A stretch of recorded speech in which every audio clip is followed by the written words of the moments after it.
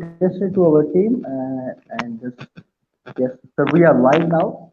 So I think the idea is good and lighting is also good. Am I audible? Yes, yes, sir, you are. So we are going to start.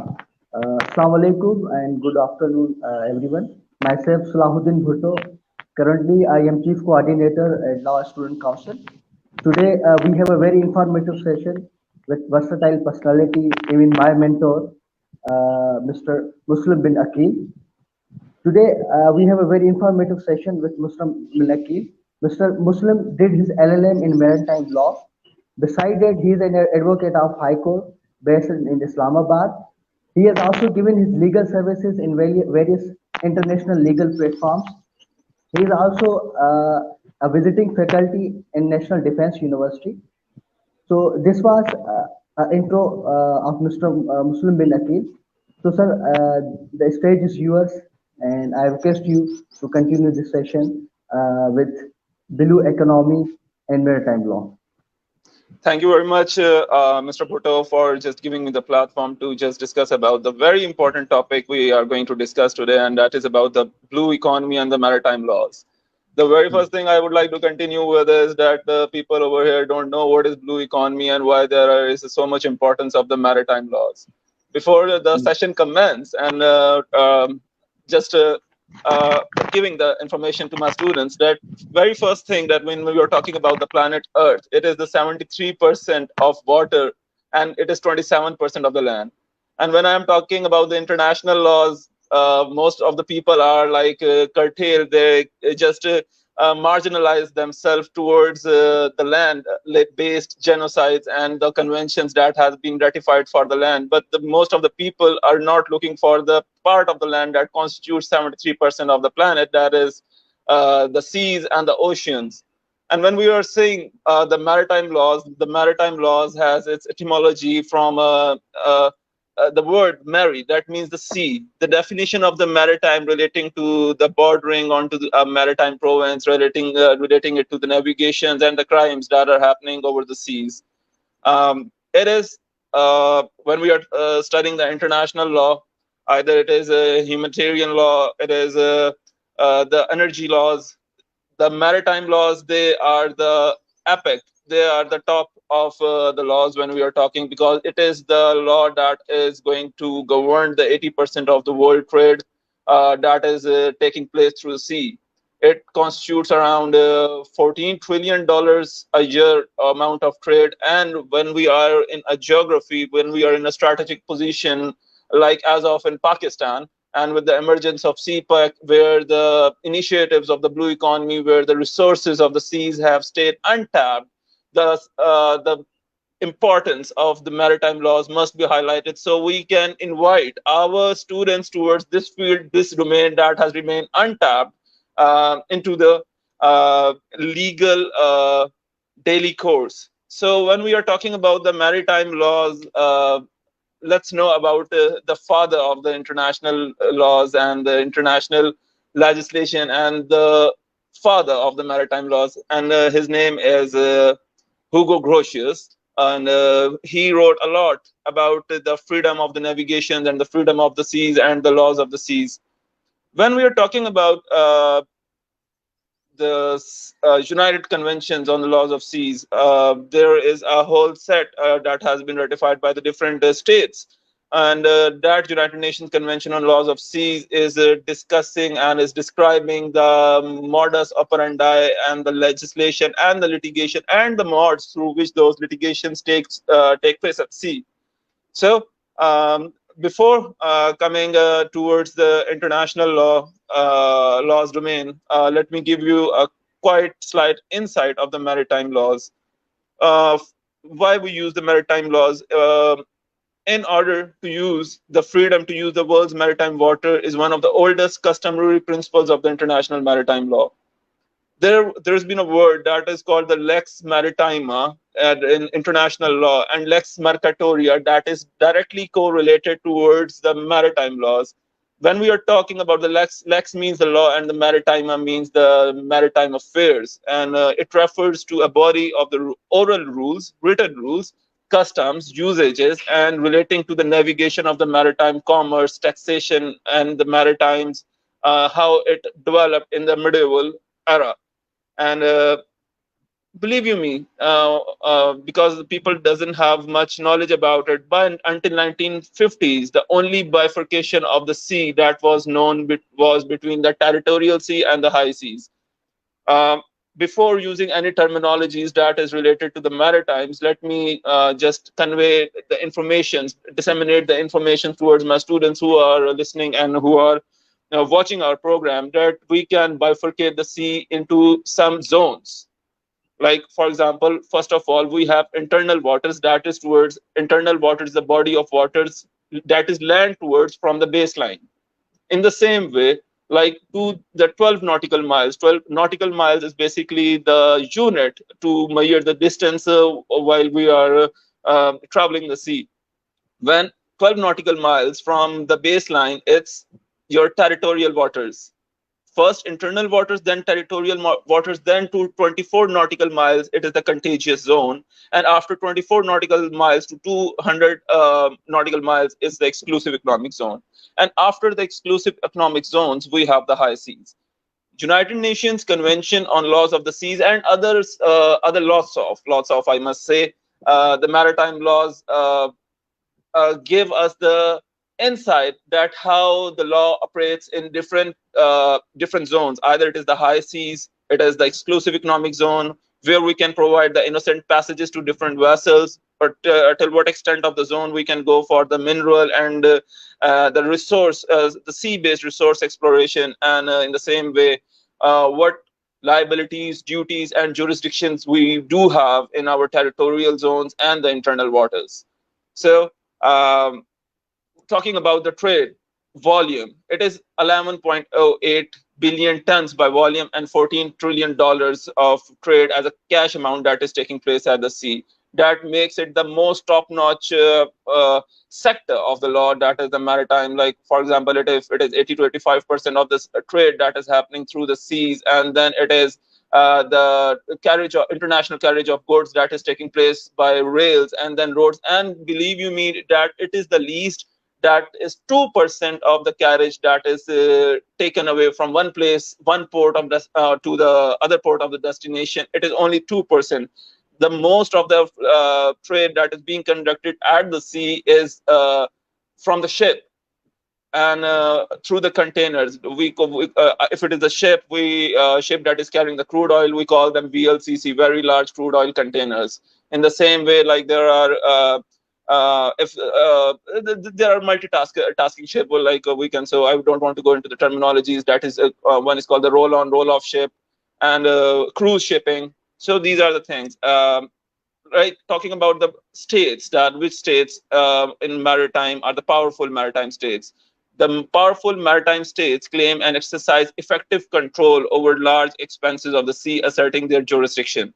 If being a student of international relations, then being a student of international law, and now teaching international law, I have seen that the states who have effective maritime laws and who have explored their seas to the best are the ones that are the most developed of the states.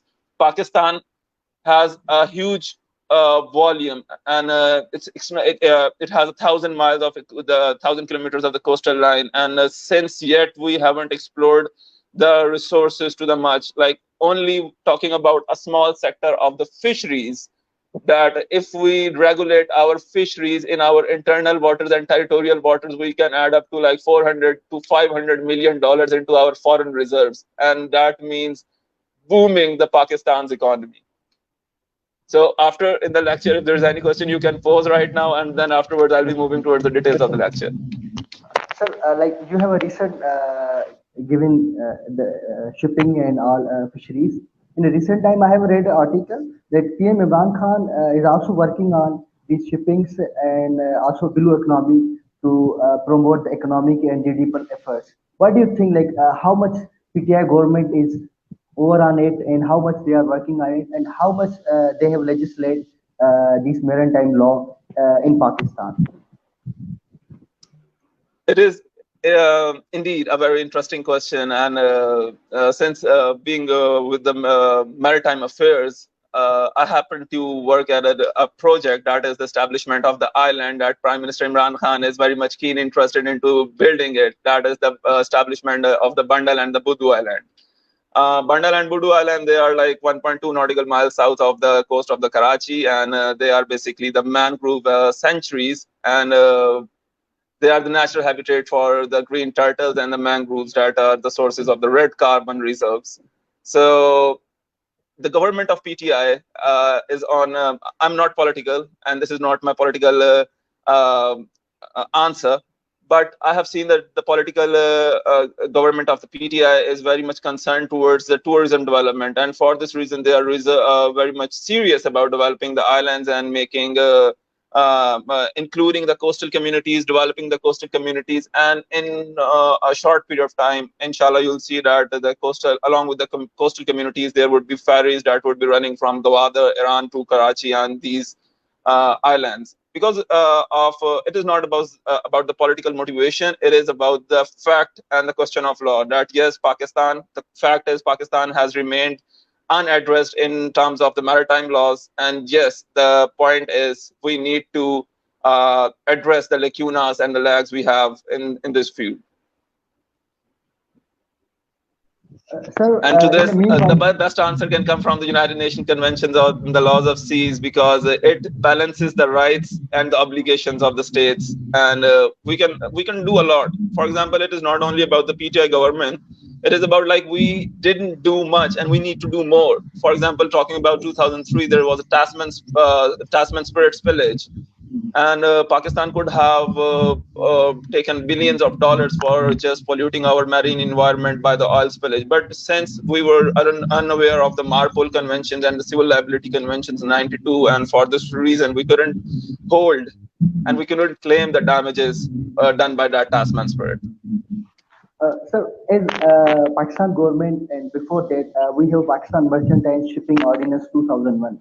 Besides that, we Yes. have any kind of shipping laws in present in Pakistan, where in a recent time, the climate change issue in Pakistan is rising. Even a few days ago, I have read the article. Pakistan is like coming in the top 10 climate disaster, climate change countries. So, what do you think? Do you have any other laws which doing the business and by shipping way or below economy? We have any ordinance or any law which cover these all things in Pakistan? Uh, to be very honest, yes, there are laws that have been legislated in Pakistan, and they are there to support the maritime. If I can go through the list, I can go through it. Like for example, a few of them are Karachi Port Trust Act, that is 1886.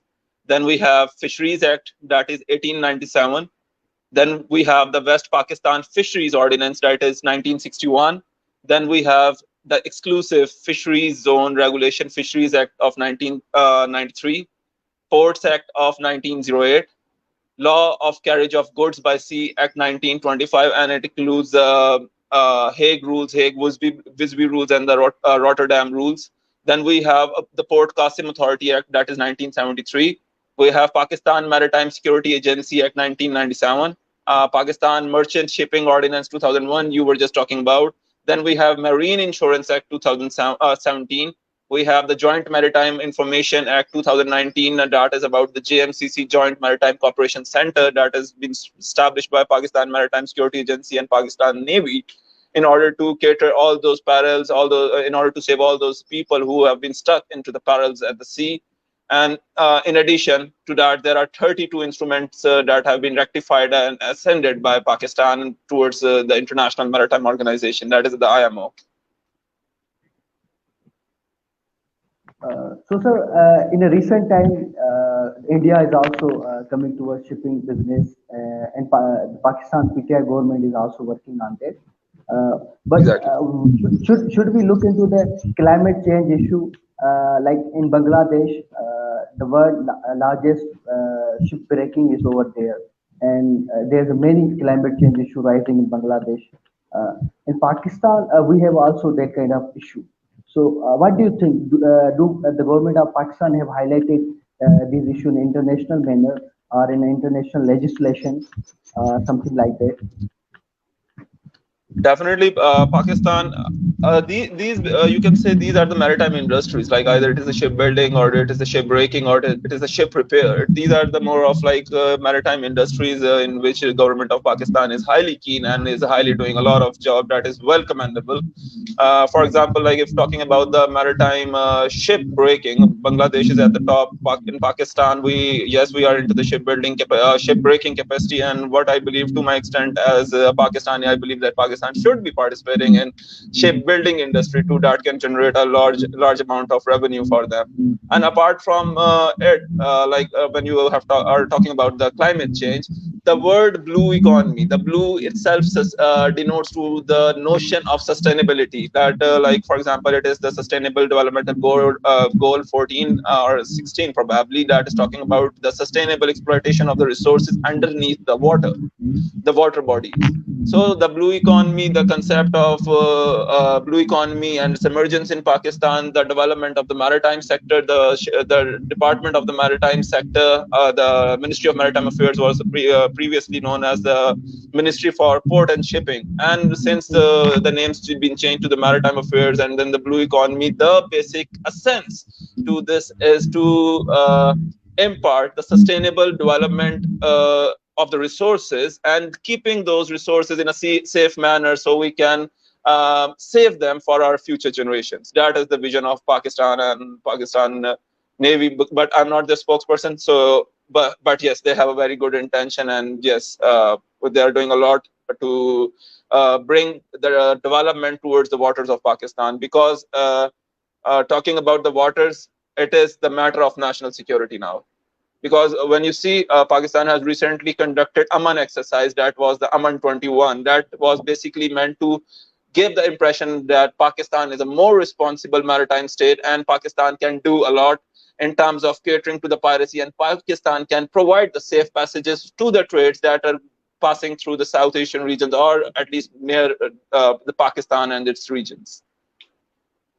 Sir, coming to the blue economy, in a recent time, UNO and other climate change activists are working on blue economy. So, in a present time, what our government has started initiatives, and kindly let us know about what is blue economy. Firstly, because indeed it was also new for me to know. I am very keen to know about that. And then just go for the blue economy, what initiatives were taken by PTI government or the present government on blue economy. Just before the meeting, I happened to know that the Minister for Maritime Affairs, Minister Ali Haider Zaidi, had a meeting with Shaukat Tareen, who's dealing with the economics of Pakistan. So let me tell you, initiating from the very basic, because yes, I do agree. I cannot agree with you more. In fact, Salahudin, that the blue economy, the red carbon, these are the novel concepts that in Pakistan the people don't know much. And yes, it is not. It is our duty, and it is not like this that we want to keep this knowledge to us only. The more we have lawyers like you, the more enthusiasts and the more dynamic and the vibrant personalities like you, Salman, and the people who are watching it, I believe that not far are those days that the blue economy concepts could not be achieved. Coming to the blue economy, actually, maritime economy is called the blue economy. So when we were discussing about the program, I told you that when we were discussing about the maritime laws and we don't discuss and tap the blue economy or the maritime economy, it would be unjustified with the topic. So blue economy includes all the interlinked activities related to the oceans, sea, coast, inland waters carried out in a sustainable manner we were talking about. The use of word blue is primarily to put the focus on the oceans, used to emphasize the sustainable, environment-friendly aspects of the oceans and the seas. The person who tossed the word blue economy, his name was Gunter Paul, and he tossed this word back in 2004 in an initiative that was named as ZERI in Action, Zero Emission Research Initiative. So how much it is concerned towards the climate change, its origin, its place where it got its introduction, can just give you the slightest of the idea. Blue economy is discussed at the different levels, even at the levels of the United Nations and United Nations Conference on Trade and Development, and and like you can say the World Bank, the European Commission, the Commonwealth, the United Nations Environment, and the United Nations the Department of Economic and Social Affairs, they all have defined the blue economy. So if it is convenient for you, I can just tell you the definitions, how they have defined and how they have marginalized this topic. The United Nations Conference on Trade and Development says that the oceans economies is the concept of an oceans economy also embodies economic and trade activities that integrate the conservation and sustainable management of biodiversity, including marine ecosystem and the genetic resources. This is what blue economy has been defined by United Nations Conference on Trade and Development. Similarly, the World Bank has defined as back in United Nations 2017 that blue economy is the potential, and the potential of blue economy states the concept to seek, number one, to promote economic growth, the social inclusion, and the preservation or improvement of the livelihood, while at the same time ensuring the environmental sustainability of the oceans and the coastal areas. You must be noticing that they are ensuring the sustainability, that is the SDGs, Sustainable Developmental Goals, that the whole world is focusing for its development and preserving things for the future generations. The European Commission back in 2018 stated that all economic activities related to the oceans, seas, and coasts, and a wide range of interlinked businesses to these basics, seas, coast, and the ocean, and other emerging sectors are included in the concept of blue economy. The Commonwealth states that the blue economy is an emerging concept that encourages better stewardship of our oceans, blue resources. It supports all the United Nations Sustainable Developmental Goals, that is Sustainable Developmental Goal 14 that we were talking about, that is life below the water, and recognizes that this will require ambitious, coordinated actions to sustainably manage, protect, and preserve our oceans.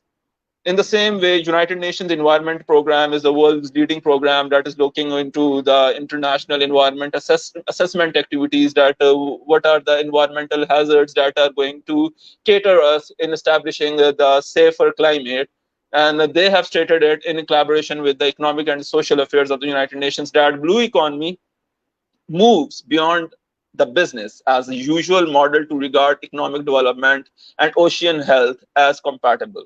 So these are the few definitions of the World Bank and the United Nations, and different commissions regarding to the United Nations have termed the blue economy. And I hope so that these definitions must have given you some slightest scope of slightest idea of what blue economy actually is. Talking about the blue economy and the industries relating to it, there are a few major industries, and there are major ones that are yet to be added. But at the later stage, once we initiate and make the basic developmental model, then the others are yet to come. Number one, it is the fisheries. Number two, it is the marine transport. Number third, it is the tourism. Number fourth is the renewable energy. Number fourth is the waste management. And number sixth is the climate change that you, Mr. Salahudin, were just talking about. So talking about the fisheries, our students must know that, like when we are talking about the fisheries, just on a very frank note, people say that what is fisheries? It's a small department, like highly prone to development, like, and that is having a bad office, bad furniture. But no, this is not fisheries we are talking about right now over here. And when we discuss it in terms of maritime and blue economy, the fisheries, marine fishery contributes over $270 billion annually to the globe gross domestic product, GDP. $270 billion annually. Talking about the marine transport, 80% of the goods are traded internationally, are transported by sea. The volume of trade seaborne is expected to double by 2030 and quadruple. It's going to get 4 times by 2050.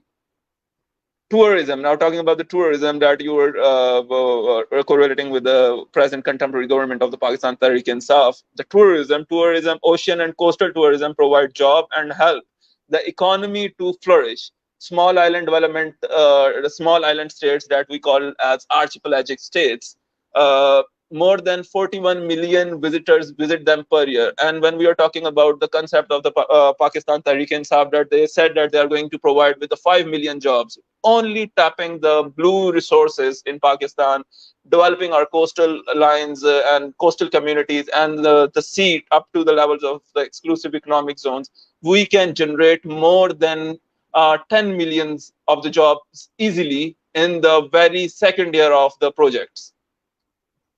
The prime minister says he's going to give you 50 lakh jobs. I say if you develop the maritime sector, you can easily get to have 1 crores of the job opportunities, and you can easily cater the problem of the unemployment that is drastically destroying, diminishing our youth. To like, you can just eradicate unemployment from Pakistan if you just forget the political maneuverings they do. Uh, like the 18th Amendment fact that the provinces are in their autonomy and they cannot allow the federal to come and get to some $1 billion project. So we have to think as a nation on the same page that what we can do as a Pakistani, as a politician, for the betterment of our good, for our people and our nation. So this is about the traditional industries that the blue economy is running through. Now coming to the contribution of the trade, commerce, and the resources. But if you want to pose a question before that, you can.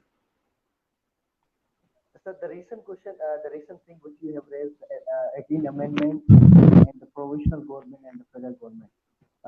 In the recent, the federal government has just introduced an ordinance on the islands of the Karachi and Sindh. So they were taking that we were going to bring up some international projects on that island, but the Sindh government, which we say People's Party, has just denied that kind of ordinance and then just uh, give the slogans of nationality that they are going to just making the rights of Sindhi people and Sindhi nations. So, what do you think? Like these some diplomatic steps which were taken by different political parties of Pakistan, this can ruin our nations, like you said, many job sectors and tourism and many other. Since talking about this 18th Amendment, since I have been working with, there was an authority that was established by the federal government, but the steps that were taken, that was that an ordinance was passed regarding the Pakistan Island development. So there is a time for the ordinance to get lapsed. That is 120 days, and after 120 days, that thing gets that ordinance is lapsed. So what the project was, and still it is, and it is not expired, it is a $50 billion project. It was proposed by Thomas Carmer, who is the same developer who has developed the Miami Beach of the Florida. And he said that I'm going to develop this whole thing, this whole island, and I believe me, that is going to be a bigger hit than the Dubai that you have in your on your western side, southwest. So when it came to be $50 billion, it was a huge amount. Uh, a sport was taken just to break down the project, that there were other incentives. For example, अगर मैं आपको इस चीज का बताऊं कि वहां पे जो आपकी कराची की जो साहिली पट्टी है, वहां पे बहुत सारे इलीगल जेटीज हैं. वहां पे जो local person है, who are the influencer over there and who have some resources, they get the people and ask them to visit the sea for 2 to 3 months for like 1 lakh, 2 lakhs or 3 lakhs. But when they come back with their catch, that catch is worth more than millions. And since they don't have such knowledge about it, so they get exploited. And without getting into the tax net, there's a word IUU, that is illegal, unreported, and unregulated fishing. For this reason, there is a 1000% profit to the person who's sending that person to the ocean or the sea to catch the fish, and that thing is not getting into the tax net, and somehow it is it is like contributing towards the political incentives of the local government. For this reason, they don't want the authority to be established, because everything would get under the check and balance stuff, and which they are reluctant to do.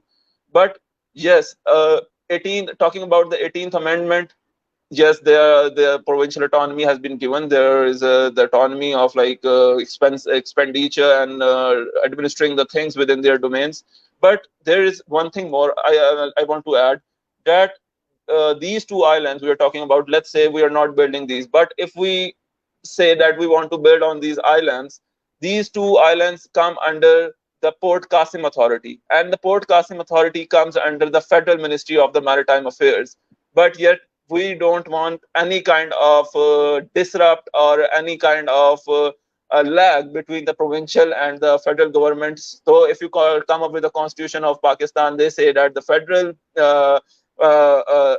government can utilize the things of the province in order they'll have to pay the amount and the resources to the provincial government. This is the article of the constitution that says about it. Right? Rather, those islands are not even res nullius, that no one owns them, but we want an amicable dispute resolution, settlement of the dispute between the federal federation and the provincial governments. So it will take some time, but this is a big project, and it totally relies on the fact that how much we spread the awareness, because the people living over there, the coastal communities, they have been fishing like for thousands of years, and it is like a narrative that is being built there, that they are being abridged of their basic rights or the things that their forefathers used to do 5,000 years back. Now, if there would be a development, or there would be trawlers, or there would be buildings, so their fish catch might reduce. But this is not the fact. This is not going to happen.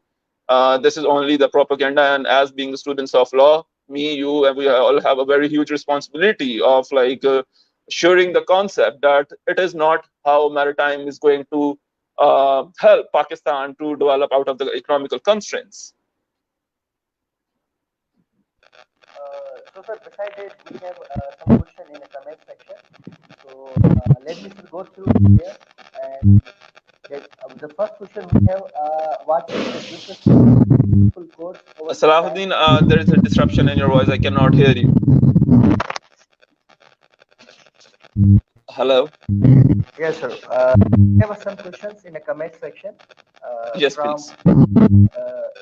the members of Law Student Council, and also जो आम आवाम है उनके सवालात जो है हमारे पास मौजूद है. So the first question is from Mr. Soeb, that what are the rights of landlocked states? Talking about the landlocked states have all the rights to establish their installations in the sea. The United Convention on the Laws of Seas is very much highlighting the fact that the landlocked states can make up their islands, or they can get their installations done at the high seas they deem feasible. Landlocked states have the same rights as the coastal states do have, but yes, they are not available with the internal waters, the territorial, contiguous, or the exclusive zones. Exclusive zones, yeah. Also, another question from the people, that what are the jurisdiction of municipal courts over crimes committed on high seas? For example, talking about one of the most heinous attempts that, like you can say, is the crime that mostly takes place over the seas, is the piracy. Let me tell you about the piracy. That piracy is a transnational crime, and it refers to those self-perpetuating association of individuals who operate transnationally for obtaining power, influence, monetary or other commercial gains, wholly or in part by illegal means, while protecting their activities through a pattern of corruption and violence. According to United Nations Convention on the Laws of the Seas, Article 101 states that piracy consists of any illegal act of violence or detention, or any act of attack committed for the private ends, any act of voluntary participation within the operation of a ship or an aircraft, with the knowledge of the fact making it a pirate ship or aircraft. Any act of inciting, intentionally facilitating the activities mentioned are also included in the piracy. The point is, the piracy is a transnational crime. It is not only the flag state or the flag carrying vessel that is going to prosecute it. The other states, if have the if have the news, if have the update of like the piracy is being done at the nearest high sea, so they have all the rights to go and execute the task and make that piracy mission a failure. And they can be prosecuted. They can be They can be prosecuted anywhere at any place of the land. They have pirates have no nationality, and since it's a transnational crime, there is no limitation, there is no bar over the place and jurisdiction of their execution. So, sir, coming to the last one, but yes, there is one thing I want to add. If that same act of like which we term as piracy is being conducted is being conducted in the exclusive economic zones or in the internal waters or in the contagious zone, it would be termed as robbery, and it will be dealt accordingly to the jurisdictional local laws, prevailing laws we have in that time of that state. So, sir, coming to the last one, which really I want to know. People are interested in maritime law and they just go to higher studies in that kind of field. So, what would you suggest them to go in that field, and what are the opportunities for a student to go in that field to work in a legal forum? Okay, perfect. A very good question, and I think today's program is motivated and is empowered to enlighten our students to join the maritime laws. The word is International Admiralty and Maritime Laws. This is the whole term. And why should you come? Every aspect of the law is good. Either it is civil, it is criminal, it is corporate, it is maritime, it is whatever you do. But when you are trying to get into the corporate field, when we say that it is trade, it is the dispute resolution. So 80% of the trade is happening at the sea. It is a matter of national security. The students of the international relations, since I myself has been the student of international relations, so I ought to have my interest in this. I wanted to do the best corporate dealings. I wanted to do a transnational international practice for to me that international maritime laws was best suiting. And with the emergence of China-Pakistan Economic Corridor and the Belt and Road Initiative, the admiralty lawyers are there are very few admiralty lawyers across the world. I must say there are around no one in Pakistan, if I say, who are doing this. But yes, since being a lawyer, you can practice anything, but specialization is a different thing.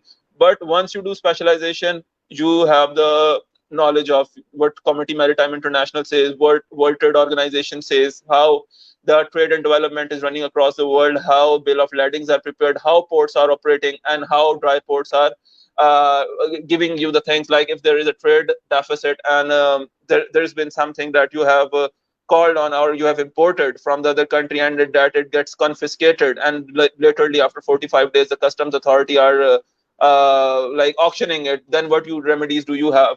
So I would suggest every law of my law student that before getting in the admission, the Pakistan's Admiralty Jurisdiction of High Court 1980, they must read it. So they come to know that how Pakistan is dealing with the admiralty issues. Either it is the ship arrest, it is the aircraft arrest, it is the air crash incident, either it is PK 8303 or the Air Blue, and how we are going to execute the damages out of them. So these are, and yes, in the corporate field, maritime is the most intellectual field. The more you know about international relations, the more you know about the economics, the more you know about the law, the more you know about the travelings, the more you know about the air, the more you know about the airspace, the more you know about the water territories, the more you know about the exploitation, the more you want to get into the governance and the policy making of the country. So if you are that kind of person, I must say that I bet that if you come to maritime laws, you are going to enjoy it very much. Well, sir, this topic is like uncountable to discuss and unlimited to discuss. We will end up our session over here, and we hope that you will join us in the next session after Eid or in coming our events. So till that, thank Inshallah, you very definitely. much. आपने time निकाला हमारे लिए student के लिए, और Indeed एक ये नया टॉपिक था मेरे लिए और यहाँ पे हर एक लिसनर के लिए कि मैरिटाइम लॉ एक बड़ी फील्ड है जिसमें काम हो सकता है और हर कोई जा सकता है. Before we end up the session, Okay. let me tell my law students that the biggest corporate incident that could have taken place was the Suez Canal blockage, Yes, yes, yes. Indeed.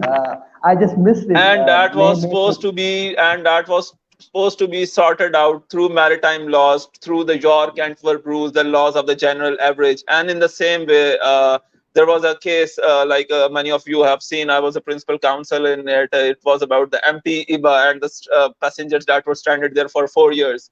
Each of them had $3 lakh of the wages that were unpaid, and they were stranded for 4 years. A worst of the kind humanitarian crisis. I talked to Madam Shiri Mazari, the Honorable Minister for Human Rights, and Ali Haidarzadi and Prime Minister Imran Khan, who were keen